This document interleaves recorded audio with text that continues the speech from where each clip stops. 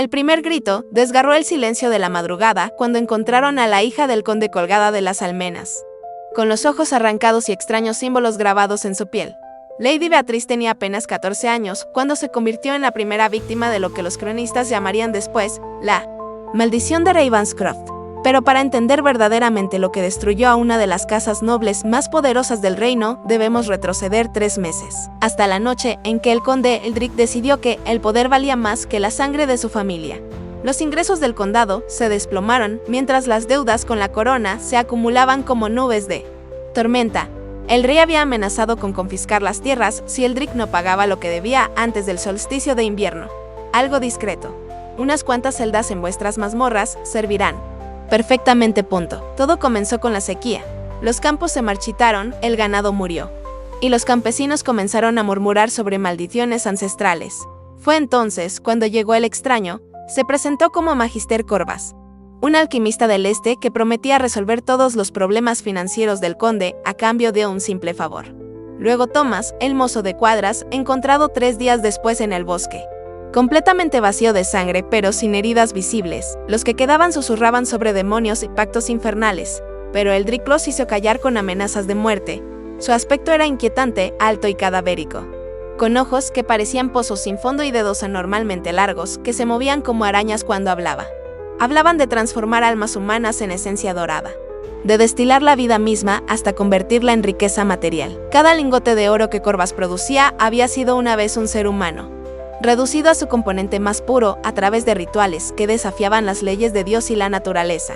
«Necesito un lugar para mis experimentos», le dijo a Eldrick mientras bebían vino en el gran salón. Era una muchacha inteligente que había aprendido a leer latín en secreto y cuando encontró algunos de los textos que Corvas había dejado en la biblioteca, comenzó a comprender la naturaleza de lo que su padre había desatado en el castillo. Corvas se instaló en las profundidades del castillo, y extraños sonidos comenzaron a filtrarse desde los sótanos durante las noches. Que los culpables paguen con todo lo que son y todo lo que aman. Cuando finalmente se extinguió el último aliento de Beatrice, el alquimista tenía en sus manos el oro más puro que había creado jamás. Los gritos que se escucharon esa noche hicieron que hasta los guardias más curtidos se persignaran y murmuraran oraciones. Cuando amaneció, había 2 lingotes de oro más en el despacho del conde y sus hijos habían desaparecido para siempre. Su esposa, Lady Constanza, desarrolló una fiebre que la hacía delirar, hablando constantemente con los hijos muertos que se le aparecían en visiones. Lo encontraron en su laboratorio, convertido en una estatua de oro sólido, con una expresión de terror absoluto grabada en su rostro metálico. El castillo se llenó de ecos de los muertos, y cada habitación se volvió un recordatorio de las atrocidades cometidas. Gritos que no parecían del todo humanos, cánticos en lenguas que lastimaban los oídos, y un olor dulzón y nauseabundo que se adhería a las paredes como una segunda piel. Creo que es hora de que mi familia contribuya al bien común. Algunos hablaban de luces extrañas que se veían en las ventanas durante las noches sin luna, y otros juraban escuchar la voz de una niña que cantaba canciones de cuna que helaban la sangre. Constanza se arrojó desde la torre más alta, ya no capaz de soportar las visiones de sus hijos muertos que la acusaban de no haberlos protegido.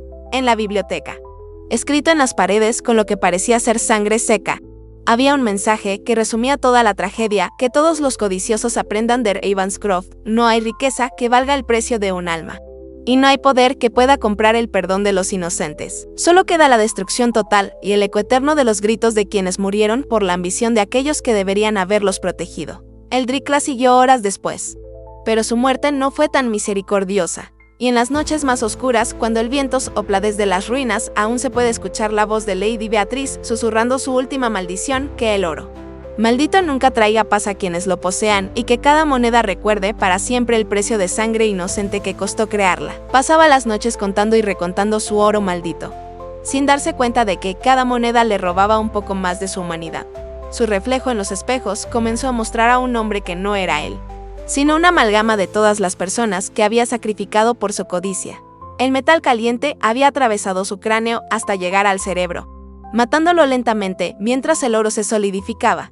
Su expresión era de agonía pura, pero sus ojos brillaban con el mismo tono dorado del metal que lo había consumido. Cuando ella amenazó con contarle todo al obispo, él tomó la decisión que sellaría el destino de toda su familia. El conde, desesperado, aceptó sin hacer preguntas.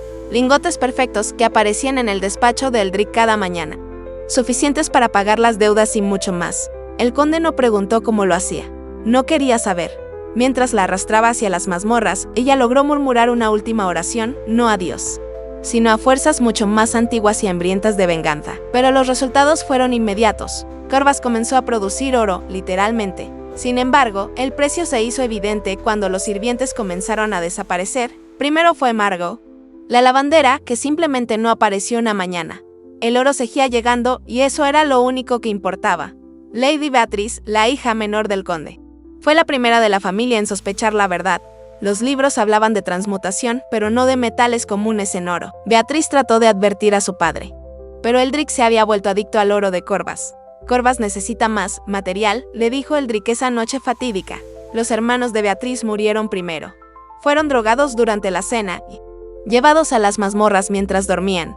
Beatrice logró escapar al principio, pero su padre la encontró escondida en la capilla. Que la sangre inocente no descanse, susurró mientras las cadenas se cerraban alrededor de sus muñecas. Su muerte fue la más prolongada. Corvas necesitaba que el sufrimiento fuera intenso para que la transmutación funcionara correctamente. Pero el oro estaba maldito. Los efectos se manifestaron de inmediato. El cabello de Eldrick comenzó a caerse a mechones, y su piel se volvió de un color amarillento enfermizo. Corvas trató de huir cuando se dio cuenta de que algo había salido terriblemente mal, pero los fantasmas de sus víctimas no se lo permitieron. Los sirvientes que quedaban huyeron durante la noche, llevándose historias de voces que susurraban desde las paredes y sombras que se movían independientemente de quienes las proyectaba.